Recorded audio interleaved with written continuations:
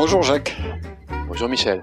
Alors, Maître Ciré aujourd'hui n'est pas venu tout seul. Il nous a amené des avis de contravention, qui sont là, vous voyez, qui touchent en fait des chefs d'entreprise qui n'ont pas voulu dénoncer les personnes qui étaient au volant d'un véhicule qui a commis une infraction.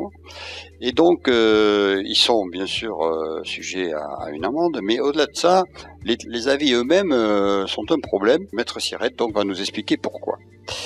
Ces nouveaux avis interviennent suite à la nouvelle loi sur la non-désignation, Oui. ou on peut dire aussi la dénonciation, pour parler de manière plus prosaïque, du conducteur pour une contravention de type radar automatique, par exemple. Qu'est-ce qui change? Quelle est la problématique? Les avis de contravention qui arrivent ne sont pas ceux auxquels on s'attendait.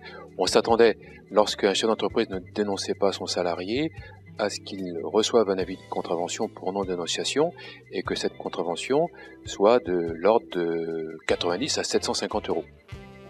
Mais les procès-verbaux que les chefs d'entreprise reçoivent, c'est pas 90 à 750 euros, c'est 450 euros à 3850 euros.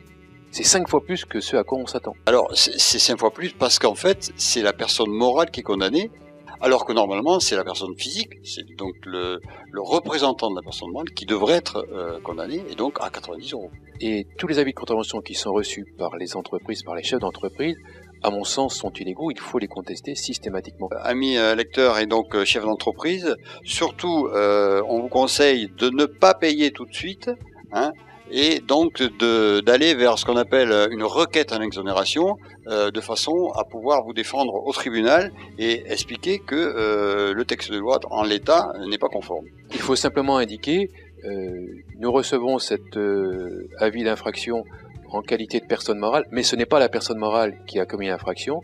Nous vous demandons de ne pas poursuivre ou alors de nous citer devant le juge de proximité. Il faut le faire systématiquement et en plus, cette procédure peut être certainement prise en charge par l'assurance de votre flotte de véhicules et ça ne coûtera rien au niveau honoraire.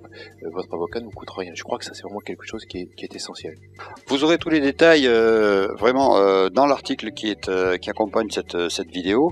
Vous pourrez regarder ça en détail et bien sûr contacter Maître Ciré si vous avez besoin de conseils à ce niveau-là, ou un avocat de votre choix. Mais surtout, il faut faire passer l'information auprès de tous les chefs d'entreprise, faire en sorte que ce soit contesté systématiquement, parce que je suis persuadé que beaucoup d'entreprises vont payer, alors que vraiment, je le répète, ce n'est pas dû. Merci Jacques. Merci Michel. Et à une prochaine. Avec grand plaisir.